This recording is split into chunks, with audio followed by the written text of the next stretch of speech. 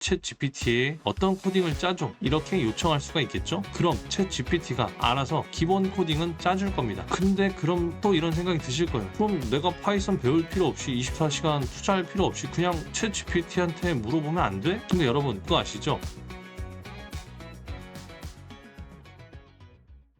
안녕하세요. 세상의 모든 업무를 자동화하는 세무자입니다. 여러분, 제가 AI 비서 이야기를 하면서 코딩, 스프레드시트, GPT 이렇게 이야기를 드렸는데 보시는 분들이 이런 생각이 들었을 것 같아요. 코딩, 나는 할 줄 모르는데 어려운 거 아니야? 어떻게 어디서부터 시작해야 될지 모르겠네. 혹은 막연하게 코딩, 당연히 할 줄 알면 좋지. 이제라도 공부해야겠다. 이렇게요. 또 제가 이렇게 저렇게 해야 한다고 말하면 이런 생각도 진짜 많이 드셨을 거예요. 근데 나는 코딩은 못하는데 내가 이걸 봐서 의미가 있을까? 네, 의미가 있습니다. 일단은 우선 코딩에 대한 아주 기본 중에 기본 개념에 대해선 지난번 영상을 통해 올려드렸고요. 내가 코딩할 줄 알려면 얼마나 노력해야 하는 건데에 대한 답을 드려볼까 합니다. 일단 저는 딱 24시간만 투자해보라고 말씀드리고 싶습니다. 24시간이면 주말에 이틀, 하루에 3시간씩 4주면 되는 시간인데 사실 어떻게 보면 진짜 적은 시간이죠. 또 이걸 들으면 에이 그 시간 가지고 되겠어? 라고 생각하실 수 있는데 가능합니다. 왜냐하면 핵심은 내가 코딩을 짠다가 아니라 코딩을 읽을 수 있다에 핵심을 두면 되기 때문입니다. 다시 말씀드릴게요. 제가 코딩을 직접 짤 수 있다에 핵심이 있지 않습니다. 코딩을 읽을 수 있다에 핵심을 두셔야 합니다. 세상의 모든 것을 자동화하는 것에 대해 항상 말씀드리고 있죠. 이 말은 내가 사는 세상의 모든 기술을 가장 효율적으로 활용하고자 지금 제가 말씀드리는 이 24시간 투자를 해보시라는 건 내가 코딩을 짜는 게 아니라 읽을 수 있다의 핵심을 둬서 코딩을 이해하는데 드리는 최소한의 시간이라고 생각하시면 될 것 같습니다. 그러면 어떻게 24시간이라고 얘기를 하는데? 라고 질문하실 수 있을 것 같아요. 저는 제 와이프가 사실 코딩의 키읔자 아니 C자도 모르는 그런 사람이었어요. 근데 요즘 온라인에 수업이 많잖아요. 그 수업에 진짜 딱 24시간만 투자하고 나더니 제가 짜는 코딩을 조금 이해하기 시작했습니다. 그래서 이 24시간이라는 시간을 말씀을 드린 거고 사실 사람에 따라 조금 차이는 있을 수 있겠죠. 어쨌든 최소 시간, 최대 효율에 대해 말씀드리고 싶은 부분이라 여러분이 일단 시작하시고 최소로 투자해 보시라고 강조해 드리기 위한 숫자라고 생각해 주시면 좋겠습니다. 왜냐하면 제가 매번 말씀드리는 세상의 모든 것을 자동화하자라는 건 내가 움직이는 세상을 가장 효율적으로 만들어서 행복한 삶, 자본주의의 앞칸에 올라타는 삶을 살아보자. 매번 그걸 말씀드리는 거기 때문입니다. 자, 그럼 이 24시간 동안 어떻게 코딩을 효율적으로 익혀야 하냐? 이제 이거에 대해 설명을 드려볼까 합니다. 첫 번째로 처음부터 말씀드렸듯 코딩을 짜는 게 아니라 읽을 수 있다에 초점을 두는 겁니다. 제가 지난 영상에서 컴퓨터 언어라는 게 영어, 일본어 같은 언어라고 설명을 드렸었죠. 그리고 이 컴퓨터 언어에는 C 언어, 자바, 파이썬 등등이 있는데 이 언어들이 마치 그런 거예요. 영어, 프랑스어, 독일어처럼 비슷한 느낌이 있어서 내가 영어를 읽을 수 있으면 대충 프랑스어나 독일어를 들었을 때